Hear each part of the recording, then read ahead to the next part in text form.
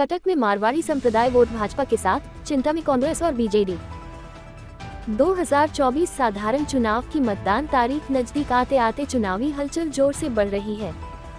कटक में 25 तारीख को मतदान होंगे। कटक की विधानसभा और लोकसभा ये दोनों सीट सभी राजनीतिक दलों के लिए बहुत महत्वपूर्ण है। बारबाटी कटक विधानसभा निर्वाचन क्षेत्र में पिछले 2019 चुनाव में कांग्रेस के उम्मीदवार मोहम्मद मोकीम ने अपनी जीत दर्ज कराई थी। बीजेडी के प्रार्थी दूसरे स्थान पर और भाजपा प्रार्थी तीसरे स्थान पर थे। 2019 लोकसभा में बीजू जनता दल के उम्मीदवार भर्तृहरि महताब ने यहां से अपनी जीत दर्ज करवाई थी। भाजपा उम्मीदवार दूसरे स्थान पर और कांग्रेस उम्मीदवार तीसरे स्थान पर थे। इस बार विधानसभा और लोकसभा दोनों प्रार्थियों में बदलाव देखा गया है। कांग्रेस के विधायक मोहम्मद मोकीम इस बार चुनाव नहीं लड़ रहे। उनकी बेटी सोफिया फिरदोश इस बार बारबाटी कटक से कांग्रेस उम्मीदवार के तौर पर चुनाव लड़ रही है। वहीं अगर लोकसभा सीट की बात करें तो यहां से पिछली बार बीजू जनता दल से चुनाव लड़ जीत हासिल करने वाले भर्तृहरि महताब इस बार भाजपा के टिकट पर चुनाव लड़ रहे हैं। बारबाटी कटक विधानसभा निर्वाचन क्षेत्र में मारवाड़ी संप्रदाय के वोट लगभग 18,000 और कटक संसदीय क्षेत्र में लगभग 50,000 है।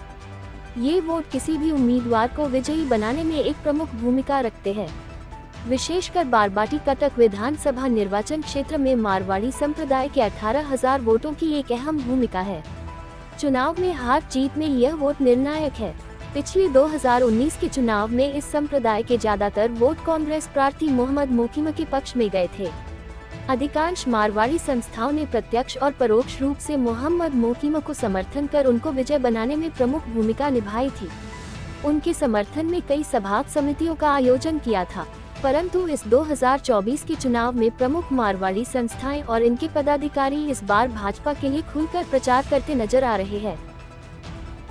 साथ ही भाजपा प्रार्थी के समर्थन में प्रत्यक्ष रूप से अनेक सभा समितियों का आयोजन कर रहे हैं। इससे यह आभास हो रहा है कि इस चुनाव में कांग्रेस और बीजेडी के पक्ष में मारवाड़ी संप्रदाय का वोट नहीं है। चुनाव प्रचार मात्र 7 दिन बाकी है। भाजपा मारवाड़ी संप्रदाय के वोटों को बटोरने में कोई कसर नहीं छोड़ रही। ये निर्णायक वोट बैंक किस तरफ करवट लेता है, ये देखना बाकी है।